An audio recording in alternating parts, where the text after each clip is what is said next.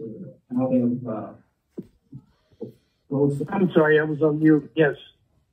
I'm sorry, I was on mute. Yes. Talking to myself. One good story, just be ashamed. Closed session, 6:04, there's no reportable action. Moving on to the regular opening session. Opportunity for public comment. Opportunity to let us know you're on teleconference. On phone or computer. Is this where we move into the consent? election? No, consent. Do the consent calendar? Consent minutes. Oh, all the way down there, okay. Need a motion for CC 1 and CC 2, thank you for and table. Motion to approve CC 1 and CC 2. And second, Second. and roll call vote again. Director Greg Washington. Director Greg Washington. No. Director Alfred Wallace. Here. Is that yes? Yes, I'm sorry. Director Rick Webb. Yes. Vice President Ben Stewart. Yes. President Byron Lynn. Yes. Try Greg one more time. Director Greg Washington. Offended. He's muted again. Oh, I didn't know that was Greg. I am muted. You dropping? No. You gotta click ask out.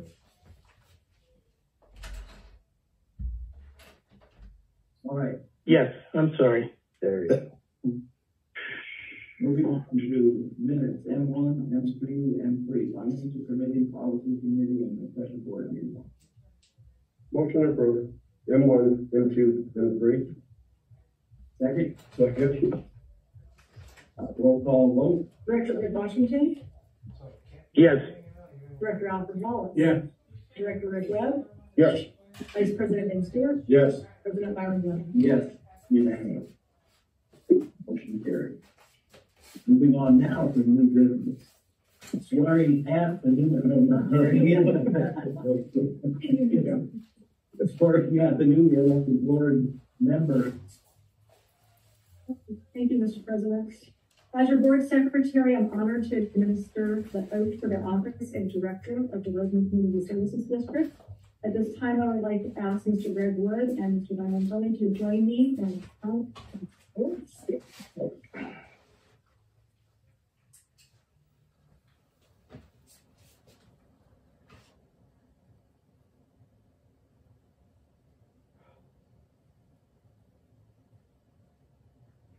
Gentlemen, please raise your right hand and repeat after me.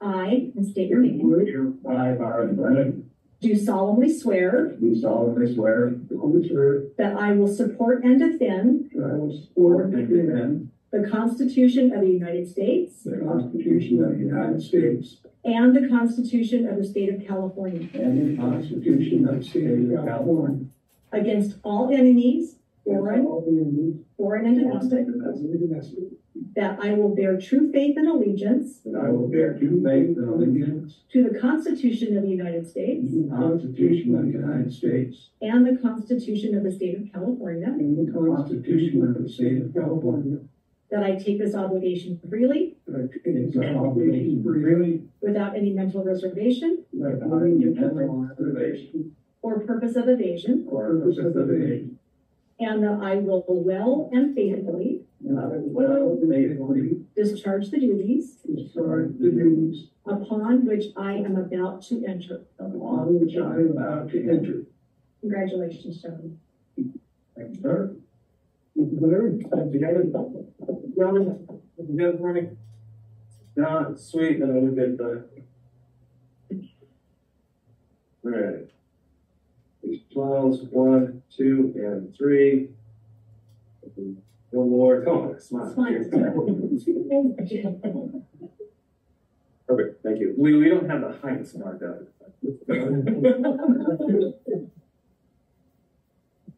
Going to jail for 40 years. Yeah.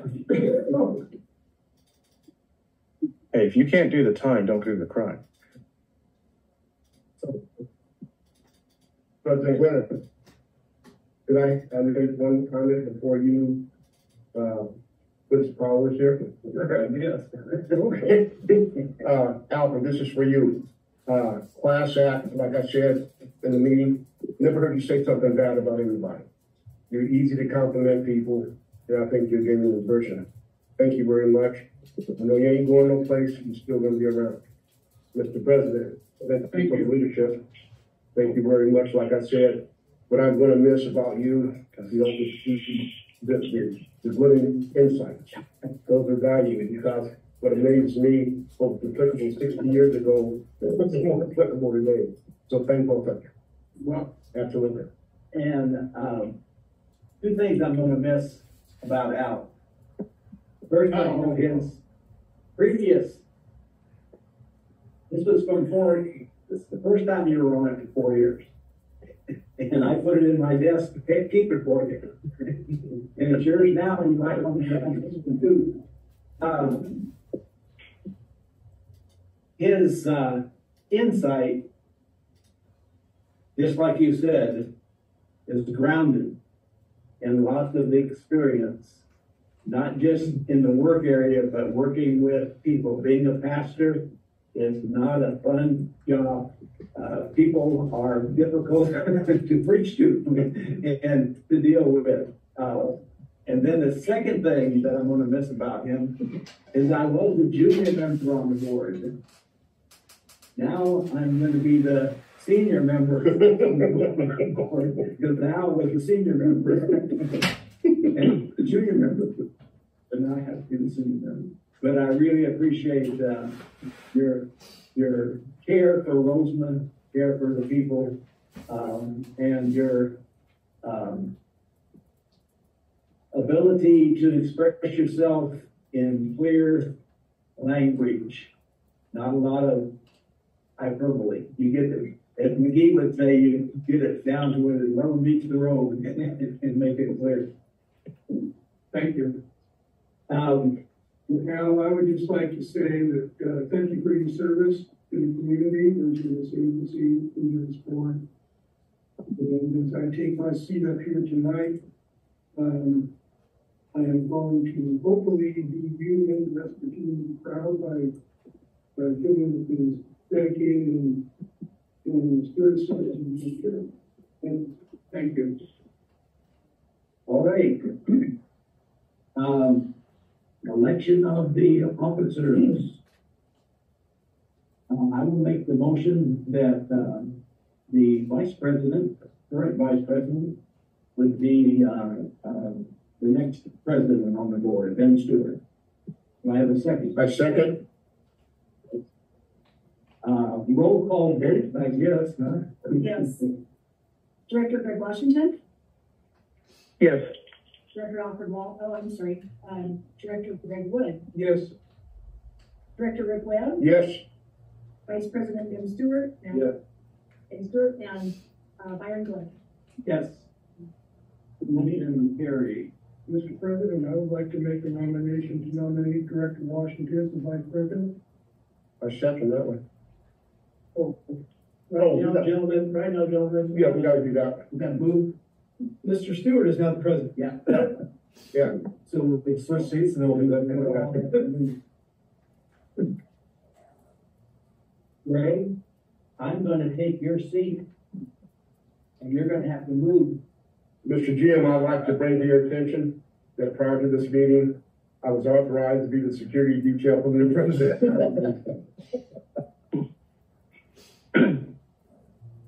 Assignment approved.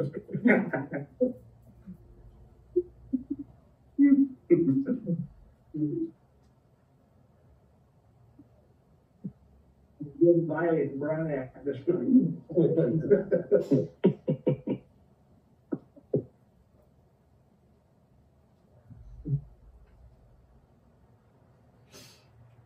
Now.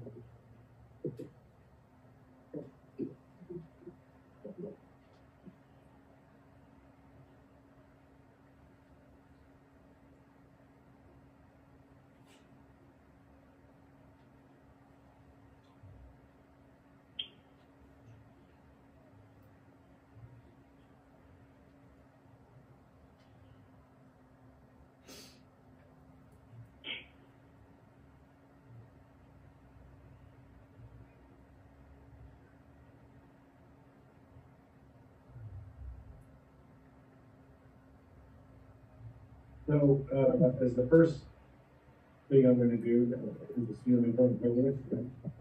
I can't do this by myself, we do this as a team, and so I will definitely need a vice president. Yes, do we have a nomination? I nominate Director Washington. I second the nomination. Is nomination for Director Washington to be vice president. It was made by Director Wood and seconded by Director Webb. Can I get a roll call vote, please? Yes, Director Greg Washington, Yes. Director Greg Wood, Yes. Director Rick Webb, Yes. Director Byron Lemon, Yes. and President Ben Stewart. Yes. So motion. Motion passes 5-0. Moving along. Time for new business 3, approval of the RSA consolidation. Phase 1, project bid documents and authorize the advertisements to bid. Presenter Jim Domingo. Thank you, Mr. President. I was not here when this project started. Did anybody know when this project actually started? Byron and Greg, maybe? You want to have, you're giving me two. Here, I got one right here. One. There you go. Just like the president. So, it was a while ago. Or in the planning and, I want to say it was at least 10 years ago that this project started. Beats, right? So on June 17th, 2020, the district entered into the actual grant agreement for the construction portion of this project. And we have, in fact, we still are in negotiations with property owners to try to get easements for portions of this project. So there are portions of this project which are shovel ready, which the state actually asked us to phase the project out. And so phase 1 is the shovel ready portion of the project, which includes Roseman Mobile Home Park, Desert Breeze Mobile Home Park, and Roseville Apartments, all of which are south of Roseman Boulevard and between 10th Street West and 15th Street West, over the east side of town. And we advertised, we received approval to advertise for bid and move on to construction by the state.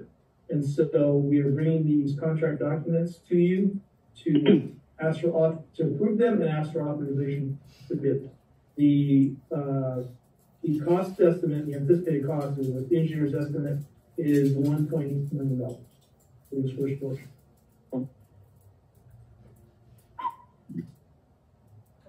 Do you have any discussion? Hearing none, I would ask for a motion to go through. Second? Everybody? I'll second. Yes, sure. Motion to approve was made by Greg Wood, Director Wood, Director Wood, second was by Director Webb. I get a roll call vote. Director Greg Washington, Yes. Director Greg Wood, Yes. Director Rick Webb, Yes. President Ben Stewart, Yes, and Director Byron Lemon. Yeah. it passes. Mr. President, you just noticed that? Wood, Webb, Washington? What? Not gonna be. Sounds like a law firm. At least he saw me. All right, move along to new business 4, approval of change order number 1 to task 2023-2 with GEI for additional engineering services related to the RSA consolidation project. Presenter, Jim Domingo. Thank you, Mr. President. This change order is to the task related to phase 1. You just approved those bid documents. This for some additional engineering work that they had to do. Due to some changes requested by the state, the amount that they are asking for is $5,000. I recommend that you approve. Do you have any discussion?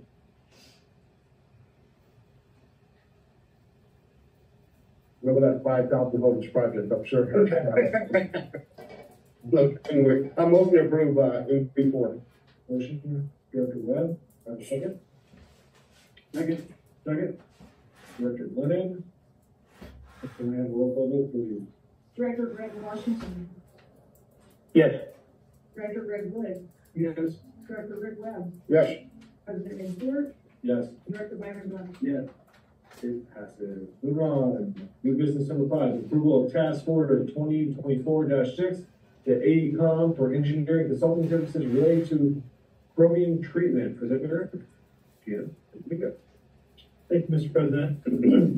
So, on July 24th, 2024, the State Office of Administrative Law approved the hexavalent chromium maximum contaminant level to 10 parts per billion. And it was adopted by the State Water Board on April 17, 2024. So it takes effect, or it took effect on October 1st, 2024. The district last tested its chromium levels in August of 2017. Well 9 had 16 parts per billion, and well 8 at that time had 13 parts per billion. So both wells are not in compliance as of October 1st. Well number 9 is the district's primary production well due to its water quality compliance prior to the current regulation. And according to the regulation, the district is required to be in compliance for hexavalent chromium by October 1st, 2027. So we have about a little under 3 years to get into compliance. There are at least 6 different technologies supported to treat non-compliant hexavalent chromium in drinking water, and this proposed task order will retain AECom to do a feasibility study, to determine the technology alternatives and the cost necessary to meet compliance, and to provide a recommended solution. They are asking, or the proposal is for $72,500. There are adequate funds under the capital project that was assigned to this item. So staff recommends approval.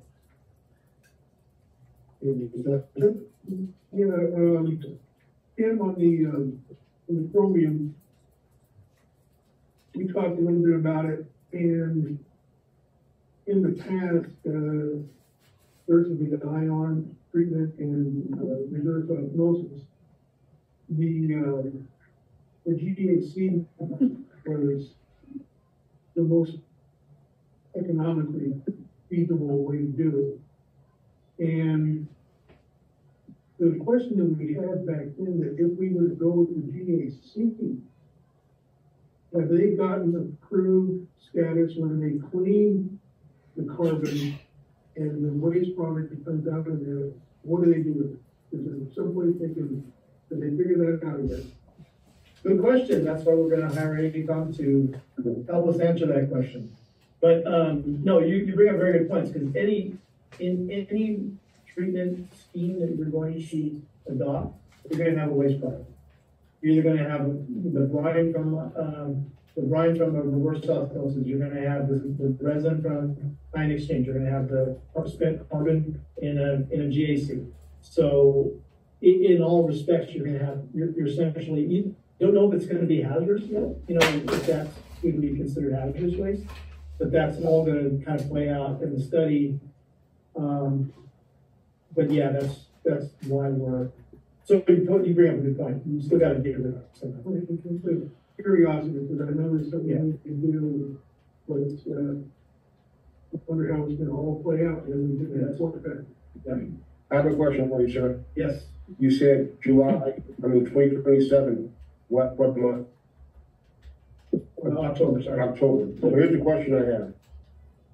Timeline. So once they do this here, how quickly are they going to report back to us? Because my concern is that if everyone else was under the same mandate kind of we're under, whatever resources out there, everyone's kind of going after the same one. So if this is already July done, we're looking at maybe, what, 2 years and a quarter. No, 2 years, 3/4. So how long will they get back to you with their reports? So we're going to have to go shopping and look for the equipment. So it looks like 23 weeks, so 4 weeks. 4 months. I mean, 4 months. 4 months. So 4 months, and that puts us into April of next year. And then you gotta More go, like finance. right, then you gotta go look for the equipment, right? Yeah, then you have to put together, a design, then you have to, assuming it's gonna be more than $65,000, which is, it will be, Yes. you'll have to get a design, so you put together the documents, and then, bid it, and then construct it. So here's the question. Are we looking at 27? At 27, do we just have to have the equipment in place working on it? Or we have to have those numbers 16 and 18 dropped by 2027? So technically, you have to have them dropped by 2027, but I suspect, that some latitude will be given to agencies that are in the process of. But trying to get there. Yeah. Okay.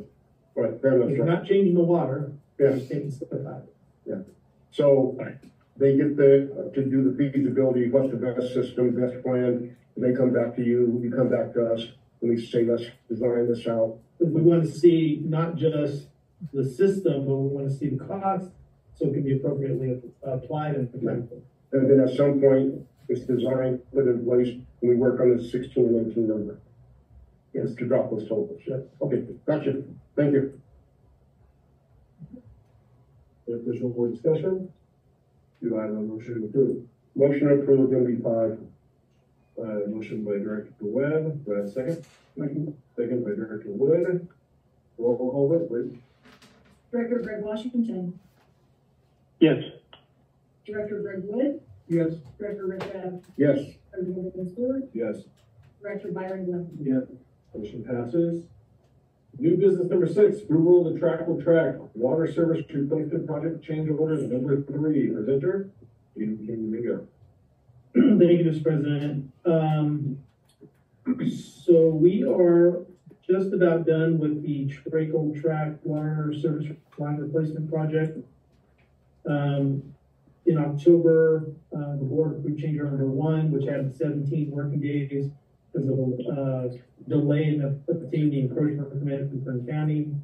On November 20th, the board approved change order number 2, which credited contract work back to us that wasn't required, and it added some open cut trench work.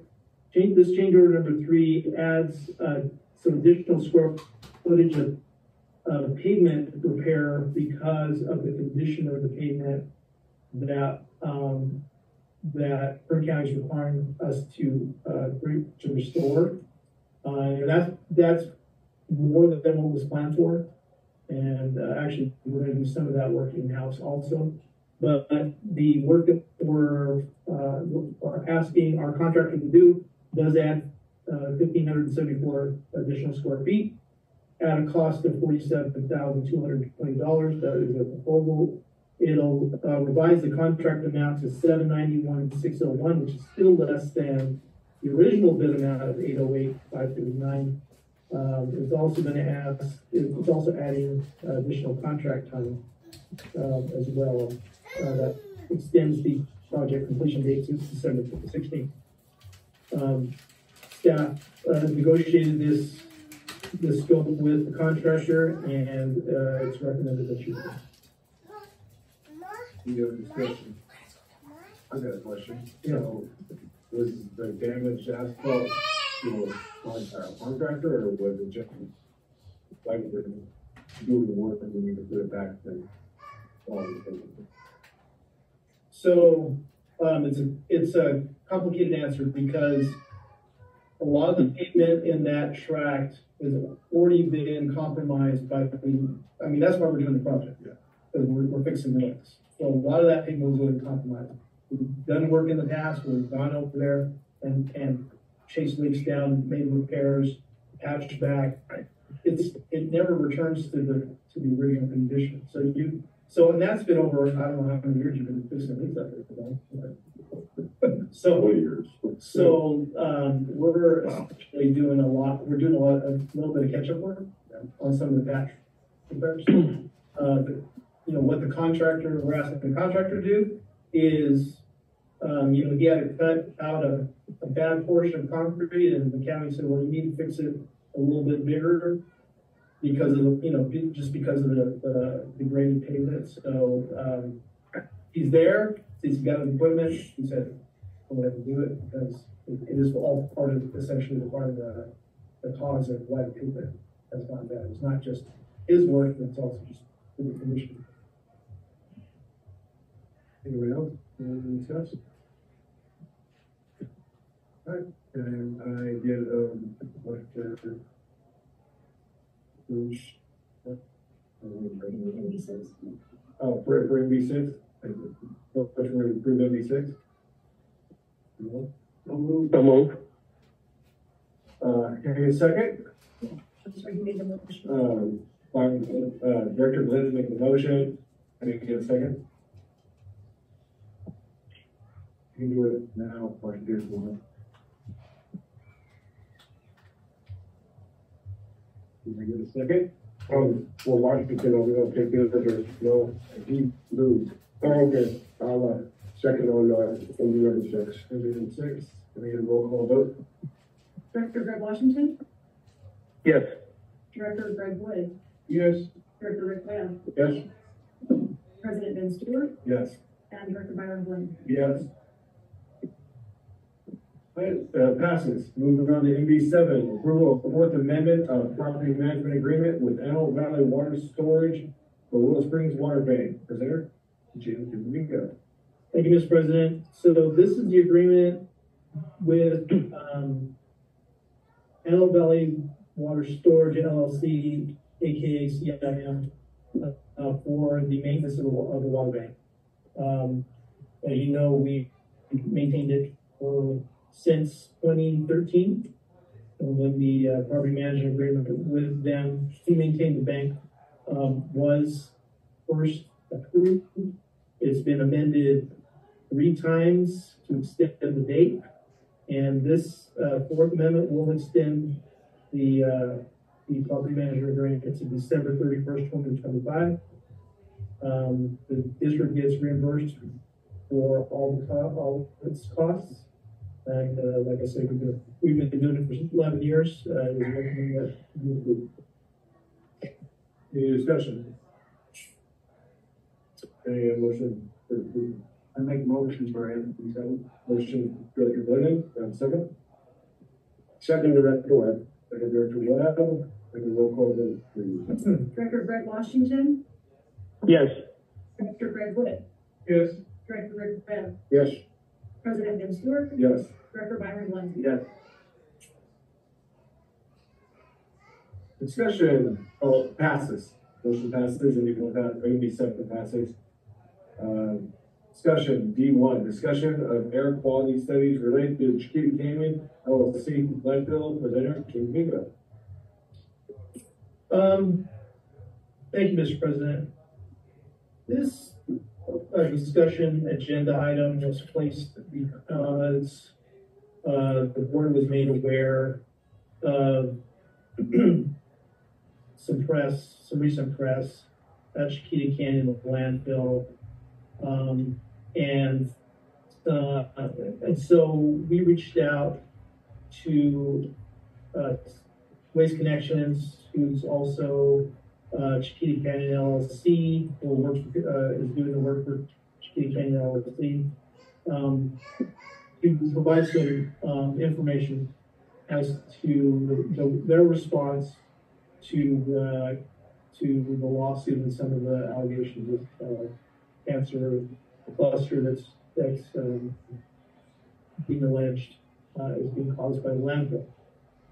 And the reason that this comes up is because just to it for the record, on February 22nd of this year, the district first met with Waste Connections and CCL to discuss the terms upon which it would be possible for the district to accept leachate that is being that has increased in quantity from the landfill because of a very rare and unusual reaction that's happening in this landfill.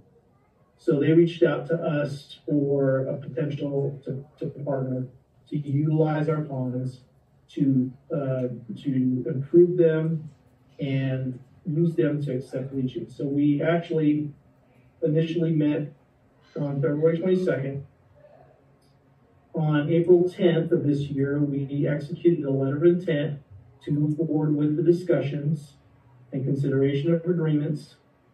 On June 12th, the district executed a development agreement and a disposal agreement specifying the construction of the pond, including odor control measures and the terms and conditions in which the leachate would be accepted for disposal.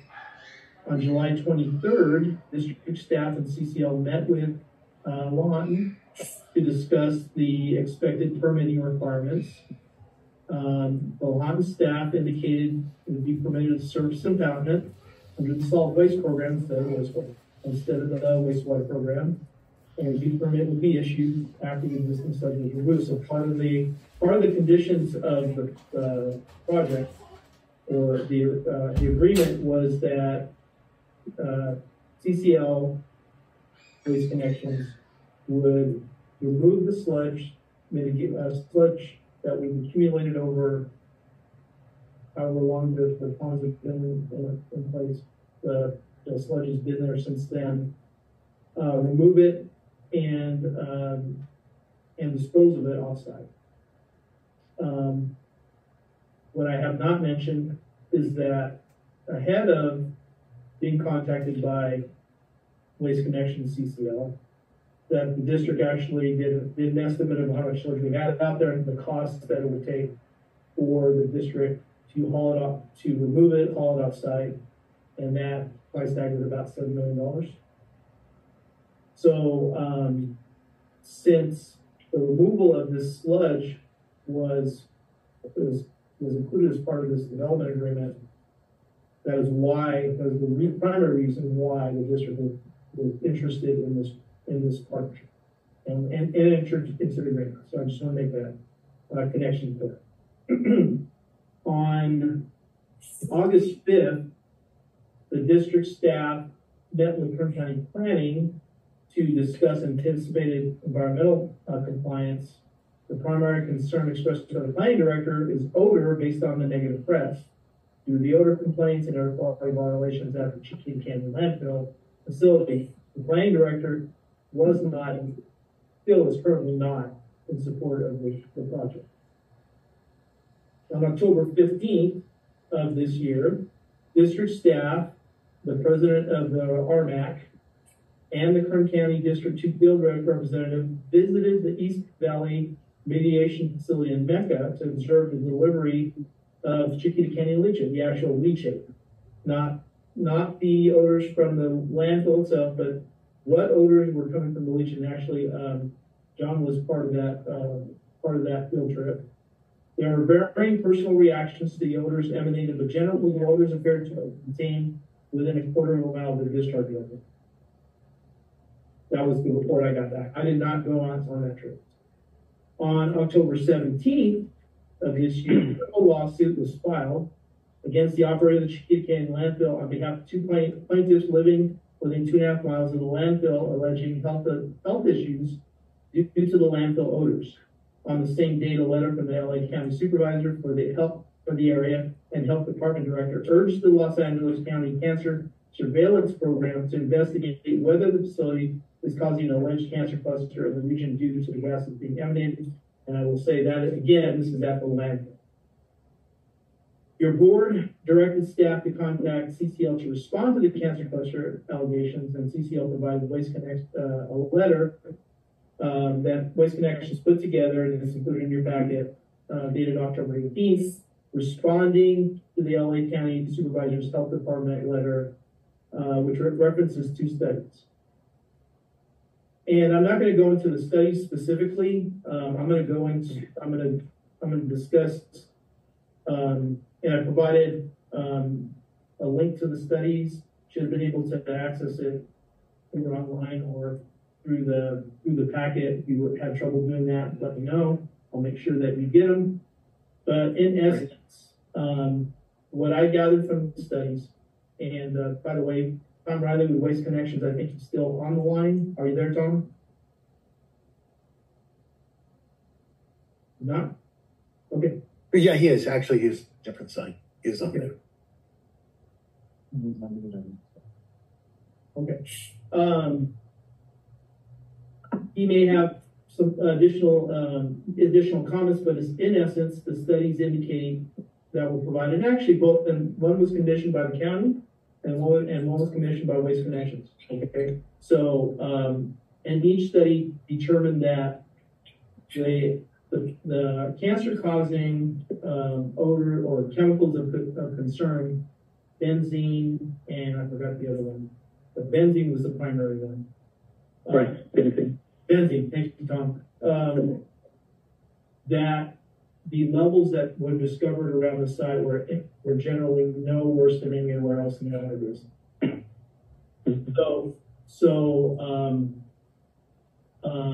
You know, kind of the linkage to the cancer cluster allegation,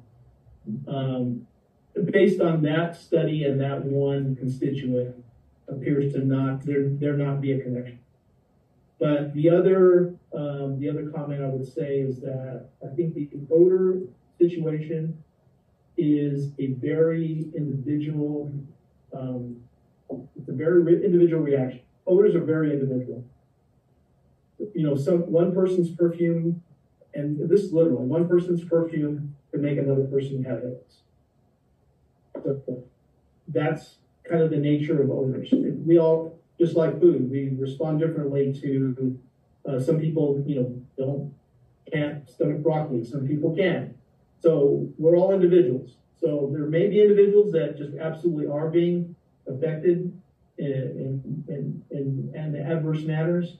I think looking at the studies and looking at the materials that Waste Connections has provided, Waste Connections has attempted to mitigate the matter, I think, for $7 million so far as just the odor issues around Chiquita landfill, as well as they put in each one of the school classrooms with an air purifier. That's part of what they've attempted to do. So, in essence,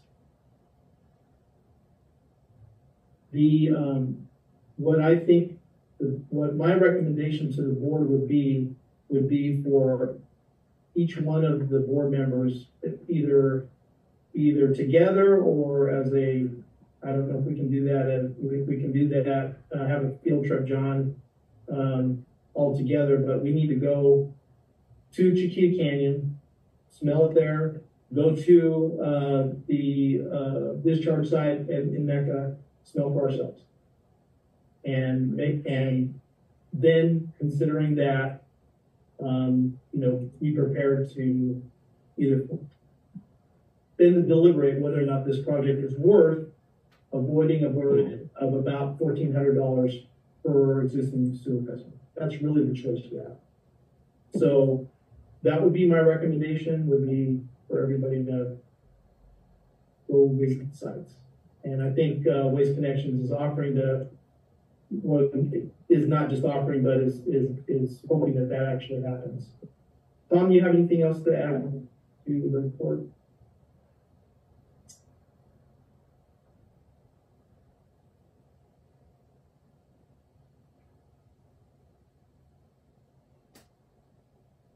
He's present and unmuted, sir. Okay. Tom, did you, I don't know if you heard, do you have anything to add? They're not hearing you. I'll send him a chat. Hi, everyone. My name is John Perky. I'm actually a colleague of Tom's. Tom asked me to join the call tonight to hopefully answer any questions. But I am our Deputy General Counsel and VP of Compliance for the entirety of Waste Connections Company. But I have been extremely intimately involved with assisting on the Chiquita matter, and am well aware of a number of the details. And so to the extent I'm able, if there are questions, I'm happy to answer any relative to the materials provided or generally.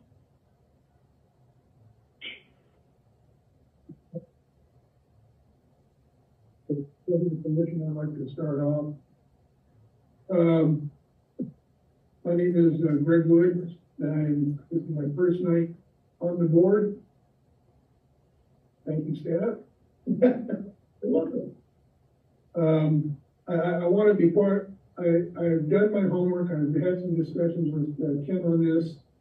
And I want to have the board bear with me while I read this stuff that I put together. I want to start off by thanking staff and our general manager for doing their due diligence and their legwork on this. And get the things down to where things can ground on it.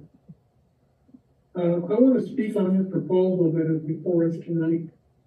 I first became aware of this proposal last week, and I voiced some of my concerns on this issue, but promised I would do my due diligence in regards to this proposal and research its pros and cons. I've been doing a lot of reading the past several days, and have prepared this report on this matter for this evening's meeting. Chiquita Canyon, like all landfills, have had their share of numerous odor complaints over the years, but around May 2022, due to exothermic chemical reaction deep within an unused portion of the landfill, causing a huge increase of leachate that has caused a huge increase in odor complaints. So let's look at some of the facts concerning Chiquita Canyon landfill and its byproduct and its byproduct of leachate. Number one, leachate is considered a toxic waste, and leachate coming from Chiquita Canyon shows high levels of benzene, a known cancer-causing chemical that is spread through direct contact, through the air and water, according to Cal EPA. Leachate also produces noxious odors and has been linked to numerous health issues in the community around the landfill, such as eye irritation, skin issues, and respiratory symptoms, according to US EPA. In 2023, there were 7,000 odor complaints. And in 2024, over 14,000 as of August 28, 2024. This is according to the LA Times and Climate and Environment. Number four, according to a news report from KCAL News on October 16, 2024, and according to Assemblywoman Pilar Shabio, who conducted a community survey, there are a lot of health impacts in the communities surrounding the landfill, such as cancer cases, headaches, nausea, bloody noses, burning eyes, skin rashes, asthma, vertigo, vomiting, tremors, heart and breathing difficulties that require ER attention, and more, according to Shabio's office when reporting the survey's results. Number five, leachate production has grown from 150,000 gallons a week in January 2022 to over 1 million per week by December 2023, this is from the US EPA.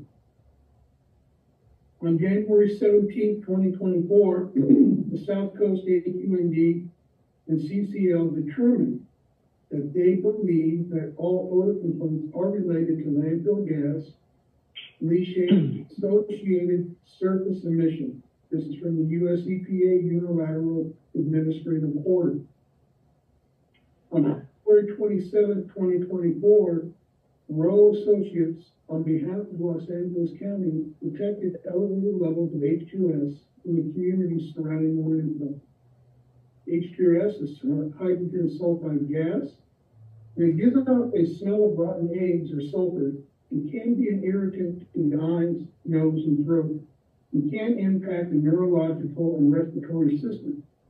The most common is following exposure include headaches, nasal congestion, eye, nose, and throat irritation, hoarseness, sore throat, cough, chest tightness, shortness of breath, wheezing, heart palpitations, nausea, drowsiness, and mental depression. According to the US EPA, Unilateral Administrative Order. Number 8, Chiquita Canyon is under orders to present and remove leachate on a daily basis to improve facilities for treatment and disposal. In conclusion, upon doing my research into Chiquita Canyon, it is obvious that they have an environmental problem to deal with. Individually, they are under orders to remove all produced leachate offsite to a location on the end basis. You have review problem on your hands. Now, the Roseland Community Service District, a little backstory on the Roseland Community Service District and our own individual voters who know how to reach the water of the Roseland. In 2016, after many decades of being in use, we discovered that the sewage evaporation pond developed leaks. They were leaking nitrates into the groundwater. And were ordered to mitigate this problem. And in July 2019, we went up with more approval construction of sewage treatment plant upgrade to eliminate the existing evaporation pond and increase our influence to its current denaturalized, non-disinfected secondary level of fertilization. And the second part of this mitigation plan was to remove the sludge from our solution pond and dispose of it and remove contaminant tanks on the ponds to render them unable to contain water. On February 22nd, 2024, CCL and the Northern Community Services conducted discussion to explore options to accept CCL's initiate for disposal. When I first heard about this last week, the voice of several concerns that doing their research on it, even more concerned on this matter. I have put together a list of my concerns. Number one, I have read the county EPA reports and reports and the study submitted by CCL for this agenda, and there is a vast difference between the two.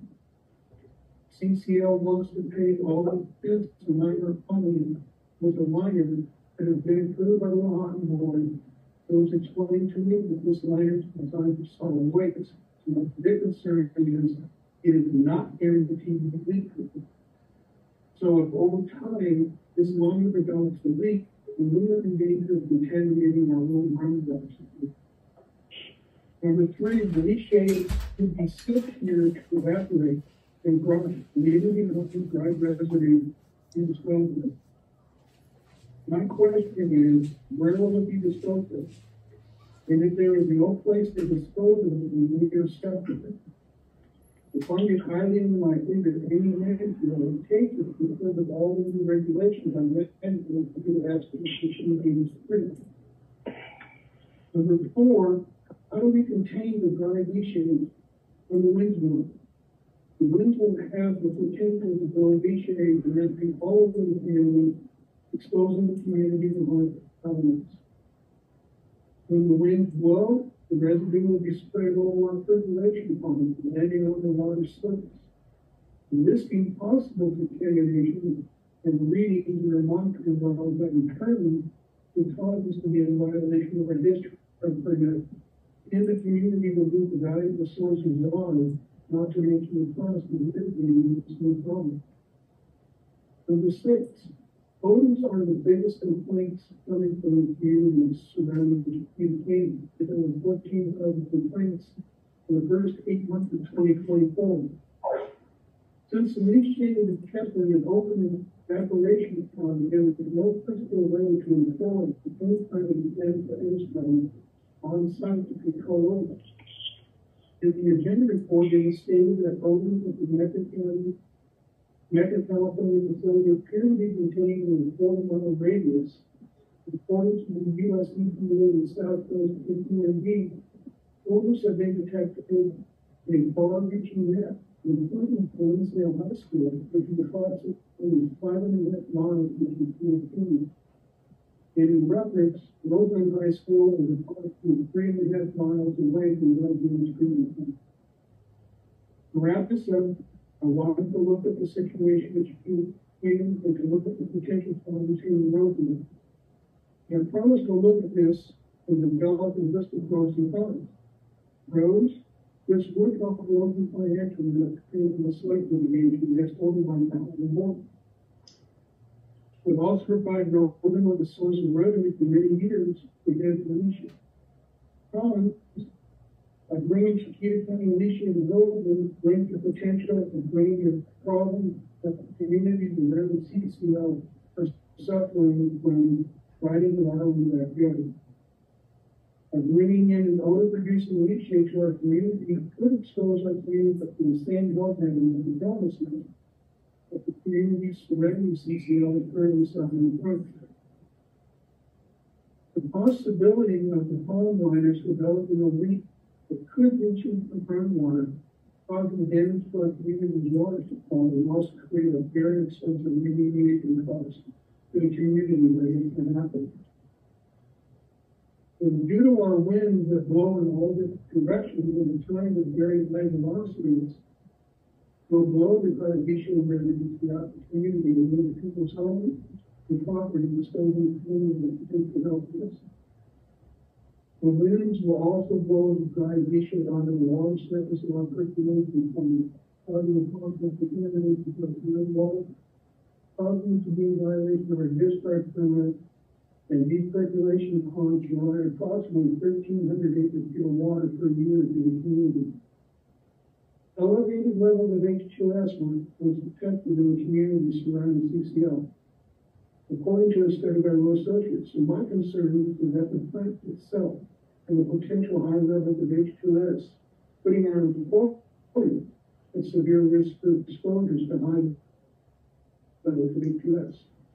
And lastly, if any of these problems that the communities around CCL are currently dealing with pop up here in Logan, it could have a negative effect on our property value. At this point, in my opinion, the potential risks far outweigh any potential benefits. We have the upcoming issues to deal with in the execution of our duties to the community, and to bring in something to our community that could have devastating health effects to our community, as well as the possibility of taking our groundwater. And each though it might be argued that the risks are small, nevertheless, the risks do exist, and for that reason, I cannot support this project. Thank you, I go back. Anyone else have anything they want to contribute? I'd like to say two things. First of all, Director Wood, welcome back, sir. And the information you compiled, very detailed. Then I would like to ask the GM or the Chiquita staff there, when they came to us about this, did they bring any information about all the dynamics going on down there? I know there's always two sides. Let me finish. And I know there's two sides to every story. When I looked into this, you know, some of it could be hyped up, some of it is whatever or whatnot. But that's a lot of information coming out of there. One of the concerns that I do have is that, you know, I know they approached the county. I guess the county said this could be a good place or whatnot. But I'm also thinking from being a responsible director, with all that information going on, I always look at if a community member approaches me, what do I tell them that why it made sense? The report from them, I'm sure they put a lot of time, energy, and effort into it because they've been fighting it for a minute. Director Wood put this together, but the question that I would have is that do the rewards outweigh the risk? Part one. And then number two, I want to keep an open mind. So, Mr. Jim, you had suggested that we go out there and see and look. And seeing and looking is always the best thing there. But again, do we want to get our district tied up in something that becomes a litigation issue that they're dealing with, that people deal with up here, and we get caught in the middle as far as trying to get something done? Like I said, the most precious thing we have for this community is to protect their water tables. Understand that part up there. If they said that there's solutions, we have to entertain that. So I would ask, before we jump to conclusions, is that we go and see what they have going on there, and then we look at it open-mindedly and take good open-minded support on it. That's what I'm thinking with regards to Charlotte. So there's a lot coming, and there's no way that, you know, them giving a report, we give them the information for Director Wood, and you with them. I don't want to ask a ridiculous question of them. That's why I'm speaking to you, sir, versus them, because if it's something that could work, I want to understand that. However, I don't want to go after something that's going to make us seem like that we're desperate or uninformed, or just to kind of jump on the closest thing to us. So I would rather see what's going on, get a better understanding, then I can come back myself and make a better educated decision about what we have going on. Sure. Director Wood, do you have anything you want to say?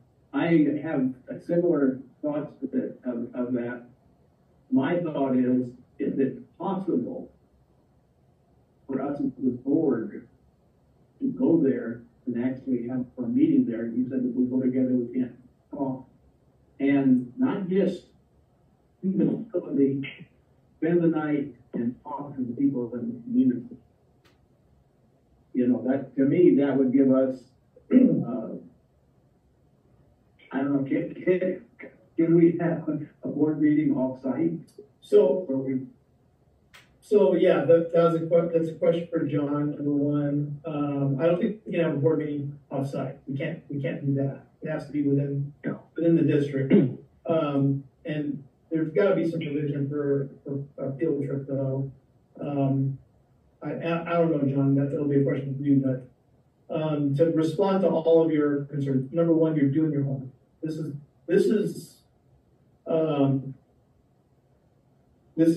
good. This is good. And Director Wood, your research and your report and comments are very much appreciated and need to be said. So I think it's something to be considered. But some things that you brought up that I want to clarify and to be fair to the proposal, in that a lot of the odor, or in fact, all of the odor issues are coming from the landfill. The landfill is a big piece of property with gases that are escaping from all parts of the landfill, the older portions. I think that my conversations, because I've asked these questions, my conversations with Waste Connections is that they've undergone some improvements to try to seal off some of the areas that they think the reaction is occurring, but the gases, I mean, it's an undertaking. Number two, you're not hearing odor complaints from where they're discharging the leachate. At least not that I'm aware of. That doesn't mean that they don't exist, but it's not splashed in the media like what's happening in Chiquita Canyon, and also people are being affected. So, but it's not, the condition here is not a landfill. The condition here is we're receiving leachate. And according to Waste Connections, they have not yet implemented a treatment process on their leachate, which, that's what has been explained. I haven't seen what process or how that is all going to play out, how that's going to result in potential odors. So I can only say what they're saying they're planning to do, right? So that's one thing. The other thing is on the odors, they also have a strategy in how to deal with the odors because of changing wind patterns. Again, I have not seen that fleshed out, so I can't comment on it, but I can say that is part of what their proposed design is going to be. And then to also respond to one other thing, and that is the pond design, the liner. In all fairness to them, it is a solid waste construction, but it's specifically for the leachate in the construction. So it's specifically for the liquid portions. That's the guaranteed, not. Well, nothing's guaranteed. Director Wood, nothing is guaranteed. Absolutely. I totally understand what you're saying. And going back to what you were saying on the is that leachate absolutely does produce H2S. So leachate byproduct producing H2S. And I'm very familiar like you are with H2S because I dealt with it all the time. And when I was reading the symptoms, that's been below or permissible quantities of it. That's the kind of stuff you get when you're exposed to it. And so it's like, if they can't eliminate the ability for the leachate to produce H2S, then you're going to have the odor going to be there, and you're going to have the exposure to H2S to the harvest. And those are, essentially what most of this is the benzene, of course, is leachate as a threat to the environment, also exposure. But the production of H2S gases is also an issue as well. Tom, since, or, I forgot, I didn't catch your first name again. John, you said. No, sorry. Can either of you speak to the things that really haven't been fleshed out yet and the concern about H2S? So certainly. So what I can speak to is currently on site when the leachate is extracted from the waste mass, it goes into tanks and into treatment. The treatment train currently is a series of tanks with granular activated carbon, which helps remove benzene, but as well as a number of other VOCs and SVOCs from the material. Think of it much like a Brita filter, right? And many of you may be aware of the technology aside from this discussion. And so when the leachate is treated, for any leachate that was characteristically hazardous, we treat it to a level below hazard, in fact, to the LDR level, which is the land disposal restriction level, to ensure that the leachate is properly managed and handled by whatever facility is receiving it. And that is similar to, or will be, the same type of leachate that you would have seen if you did attend the facility tour of EDRF. That is the nature of the material that is sent to EVRF as well. But it removes a lot of, including a number of sulfur compounds, so not just benzene, but other VOCs and SVOCs, which would include a suite of the sulfur compounds, including hydrogen sulfide, dimethyl disulfide, dimethyl sulfide, etc.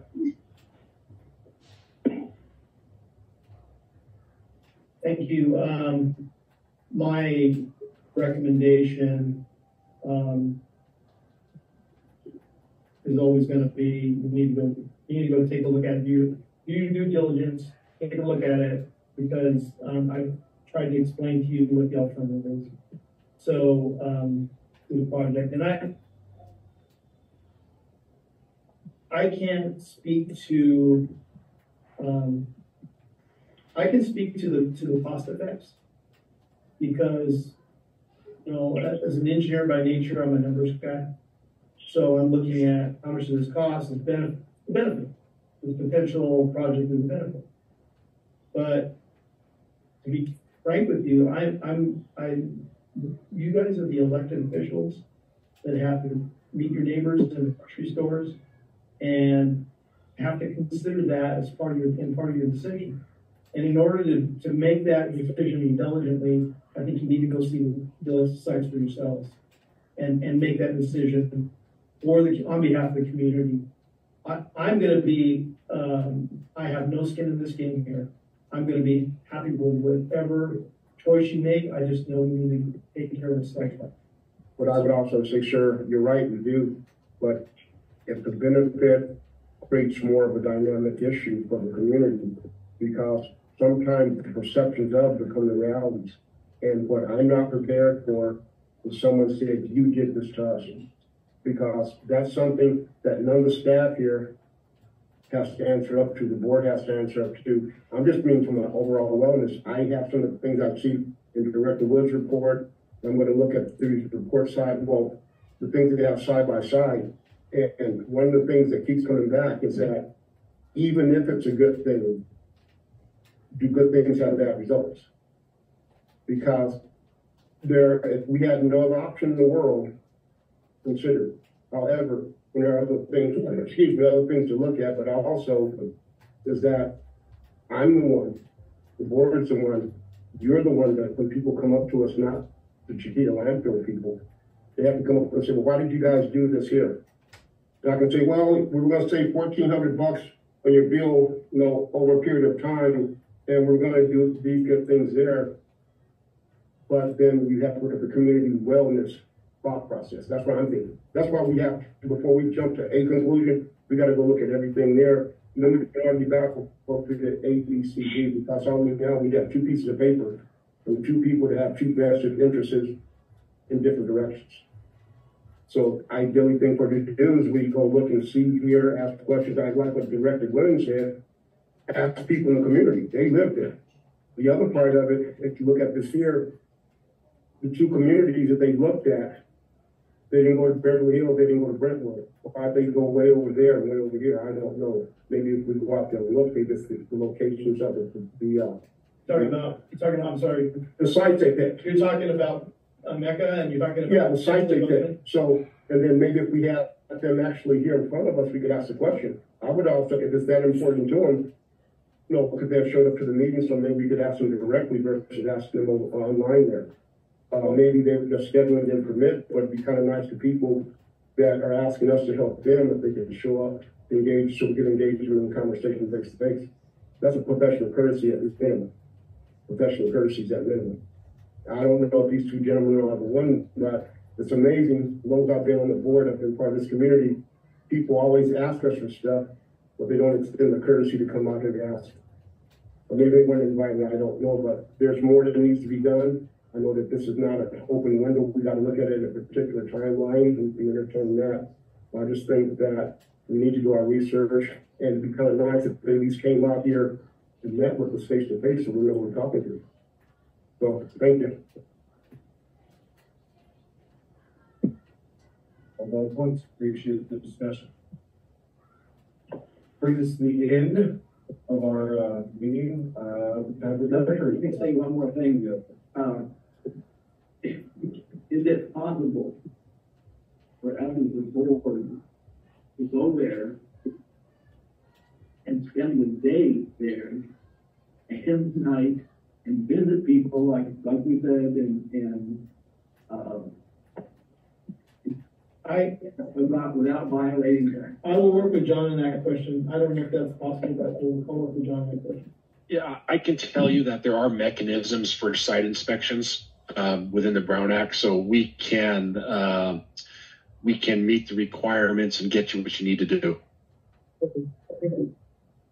Not only spend the day there and see the situation, but we can divide up and go into the community, different restaurants or whatever, and talk to the people and see if it's a they see, and as we're hearing, or if some of them don't even know what we're talking about.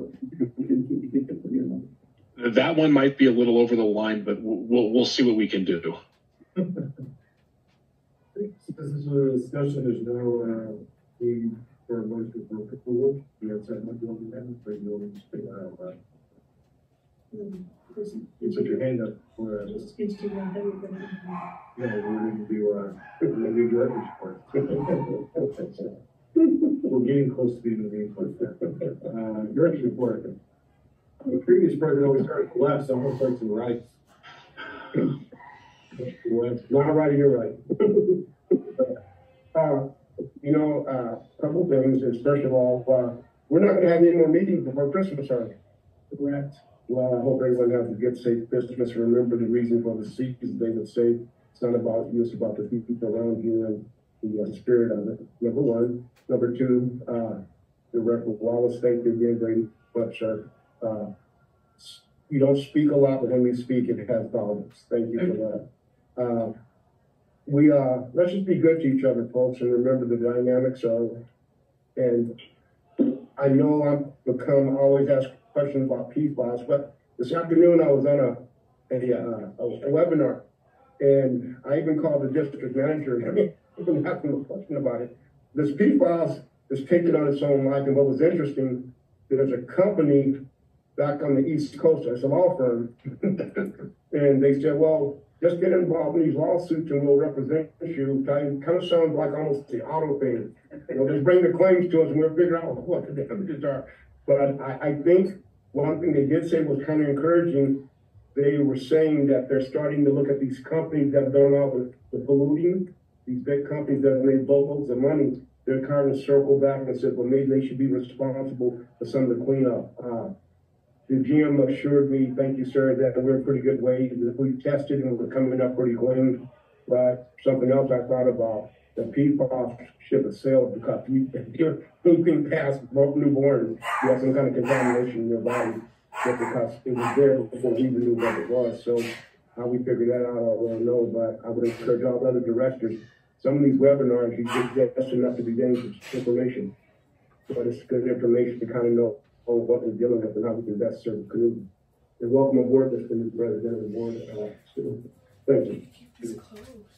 Director Washington, do you have something you want to say? So Vice President Washington, I apologize. Do you have something? Thank you, Mr. President. I too believe congratulations is in order for our newly elected board members. And you, Director Glennon, in particular, as I believe this is your 5th consecutive term. Is that correct?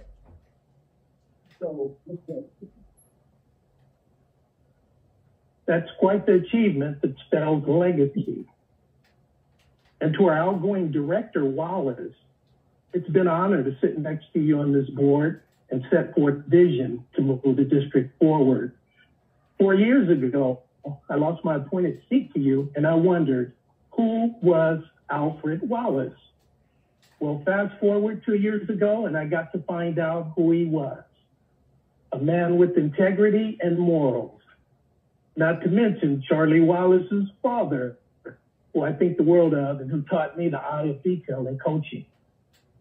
So Director Wallace, the fact that we no longer will be working together on RCSD business, I feel safe to say you are my friend.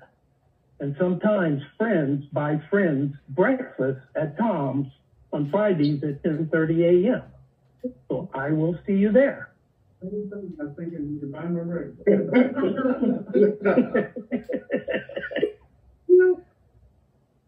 Thank you. And just one last thing here. I want to wish the staff, as Director Webb mentioned, this is our last meeting of the year. So I want to wish you, Kim, Sherry, John, and the staff of RCSD and the directors a happy holiday and safe season. That's all I have tonight. Thank you, Greg. We'll pass that on to staff. Thank you. Dr. Wood. Well, I think I said enough, Stephen.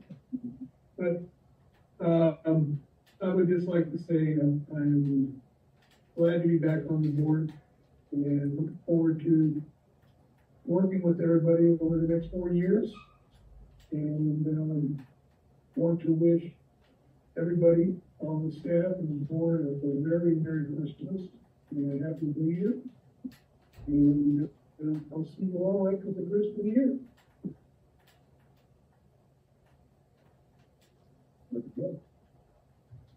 I'll add a little comment about the season. Don't forget the reason for the season.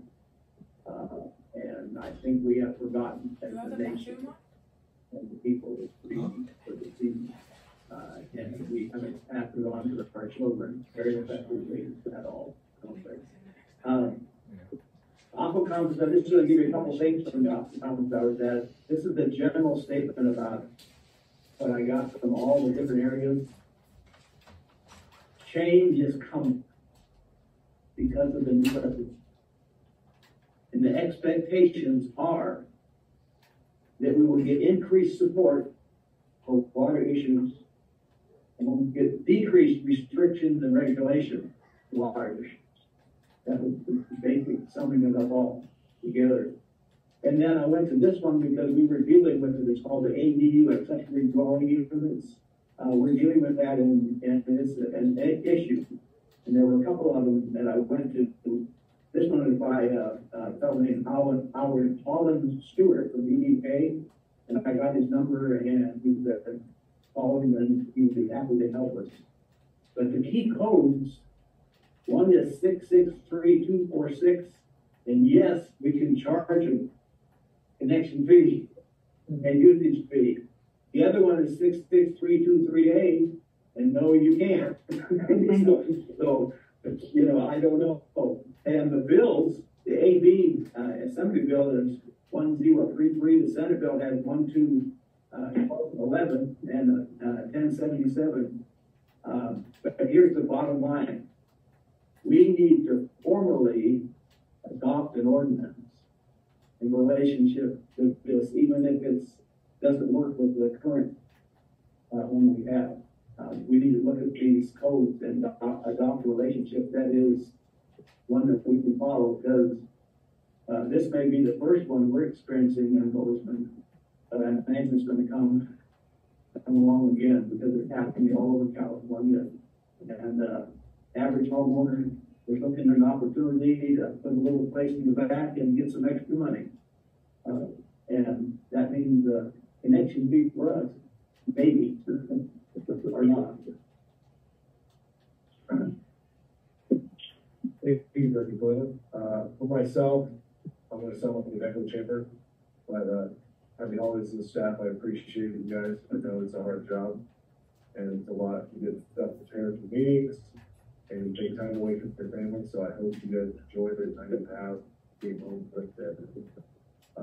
I didn't say anything earlier to former Director Wallace.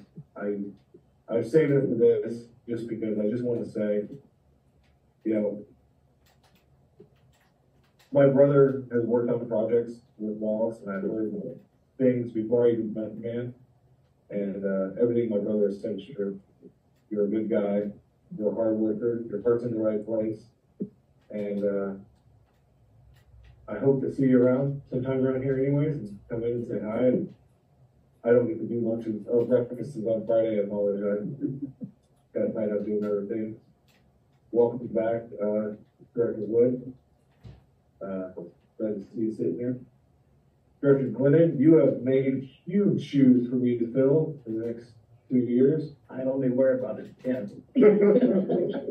Hopefully my 14's fit in. I appreciate it. Cut the sides out. You're more than filled with it. They look like sandals. You know, I think that's it. That's all I have. So, we'll move on to General Counsel update. John Hilmar. Nothing for you tonight except happy holidays to all of you. Back at you, sir. Thank you, John. I will not have as witty in his comments as Director Glenn did over the last 2 years in responses, but I will try. It's a high bar. It is a high bar. General Manager update. I'm going to echo everybody else's comments about everybody. Remember the reason for the season and happy holidays to all of you. Spend time with your families, spend time with your loved ones. Nobody ever goes to their grave wishing that they had time away from their families. So make sure you do that. I just wanted to augment what Director Webb talked about PFAS a little bit. You know, even though we didn't detect PFAS in our drinking water, we still have to test for it. So there is actually a lawsuit that was filed, a class action lawsuit, where we are going to be able to recoup funds for that testing. We've already filed our portion of that. So just wanted you to be aware of that. The lawsuits happen to try to anticipate all of these damages, even for agencies that don't have PFAS in their drinking water. So and there's 2 or 3 companies DuPont, that's a big damage. But DuPont is definitely one that.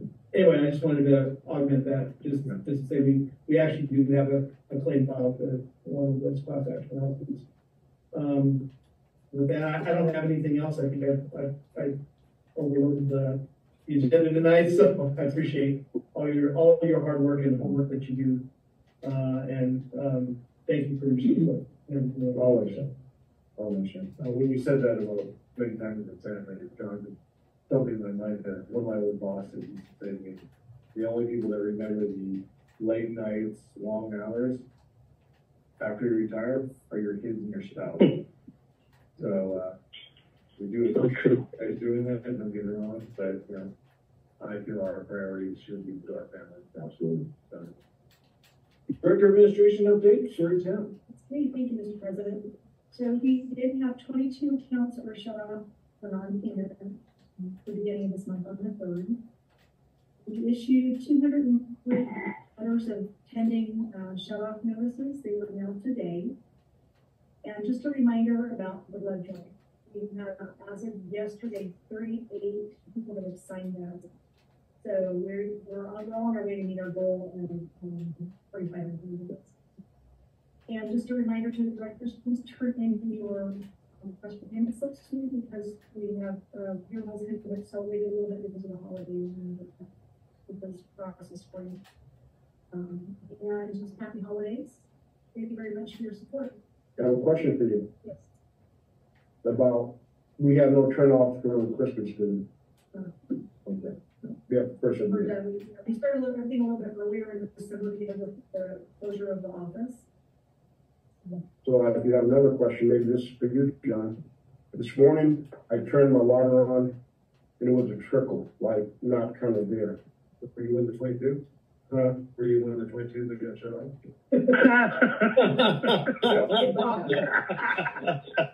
And I had something to You set yourself up for that one, Director. No, let me tell you, folks.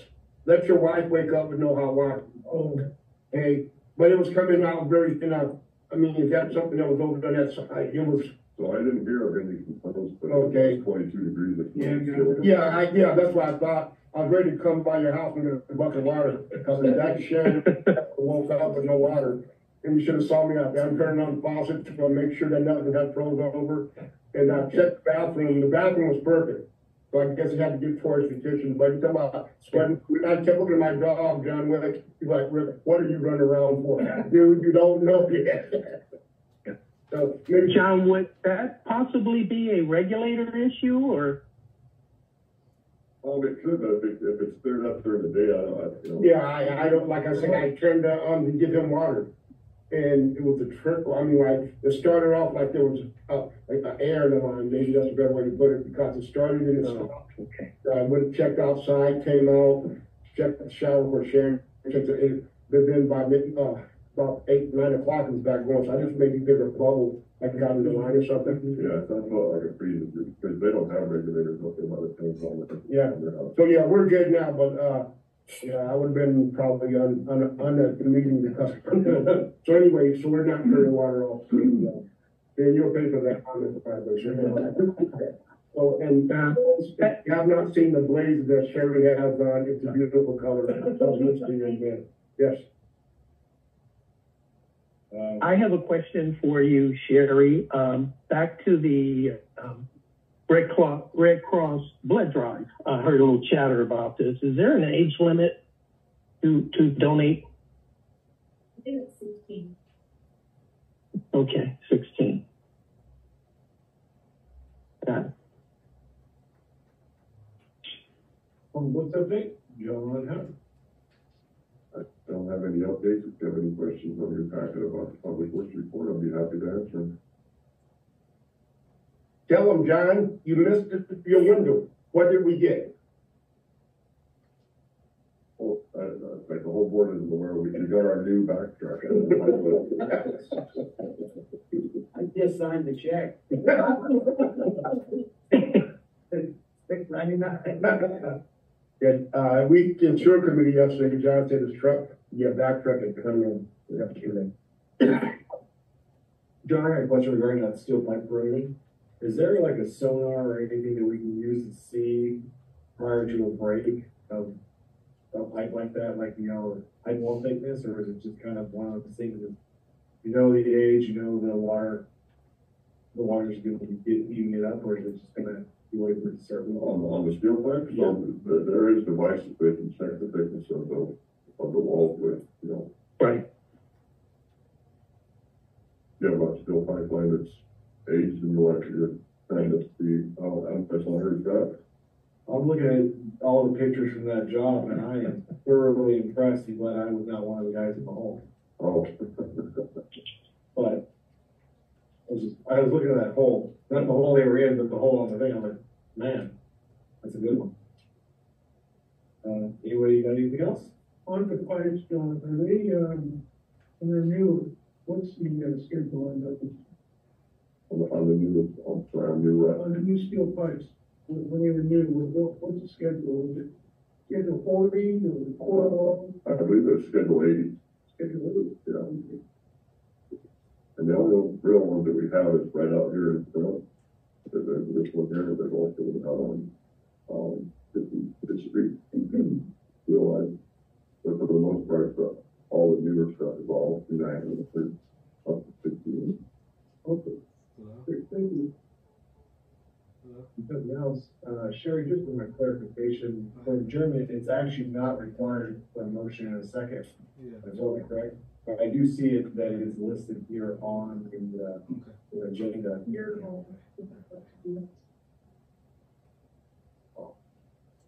It's not wrong, I agree, the meeting does not require. You can say, is there any further business? No further business, the meeting is adjourned. I have one point of order. Byron didn't pass a good president gavel. I didn't see the gavel from there. So I could hit him with it. Nobody probably noticed, but I never used the gavel one time. Oh, I noticed. So as long as it's written like this on the agenda, then I'll keep doing it this way. If you decide to make the change to the agenda, then I'll do that. Sounds good, thank you. I will do it. Can I get a motion for adjournment? Don't move. Motion, Director Webb, do I have a second? Second, Director Wood. Can I get a roll call vote? Yes. Director Greg Washington, Yes. Director Greg Wood, Yes. Director Rick Webb, Yes. President Ben Stewart, Yes. Director Byron Leonard. Maybe, You can say, yes. We are adjourned at 7:32. More to the parking lot. Good night, everyone. Have a good Christmas, Greg. Okay, thank you, everyone. Good Christmas. Walk along the parking lot, we can each other talk about. I'll take a gavel.